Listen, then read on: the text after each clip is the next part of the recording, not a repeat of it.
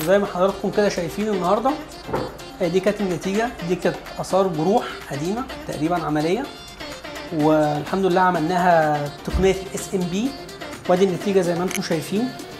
ومعانا الاستاذ احمد هيقول لنا رايه دلوقتي في الموضوع، وهو كان حاسس باي حاجه وكان في اي مشكله، وايه رايه في النتيجه.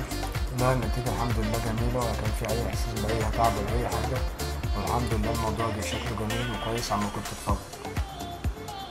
كمان عايز اعرفكم حاجه، ان احنا استخدمنا كمان مع تقنيه الاس ام بي، استخدمنا نظرا ان كان في مشكله في المنطقه هنا، فاستخدمنا تقنيه الشبكيه الفرنسيه، وهي زي ما انتم شايفين كده كانت في المنطقه ديت. ان احنا ركبنا المنطقه ديت، الجزء ده ركبنا حاجه اسمها هير لاين هنا زي ما انتم شايفين، بس هو مش باين تقريبا يعني خالص.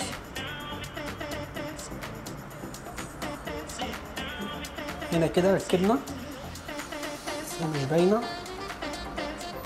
شبكيه فرنسيه في المنطقه ديت. المربع ده كده يعني ده كان جرح، وجرح عميق وعريض شويه، ما كانش ينفع نستخدم له التقنيه بتاعت الاس ام بي، ولكن استخدمنا الاس ام بي في الجروح اللي هي كانت العمق بتاعها مش واسع قوي، فبناء عليه عشان احنا عايزين الشعر يبقى طويل فطلعنا النتيجه كده. فاستخدمنا الاثنين التقنيتين مع بعض، تقنيه الشبكيه الفرنسيه وتقنيه الاس ام بي، وزي ما انتم شايفين كده النتيجه الحمد لله رب العالمين.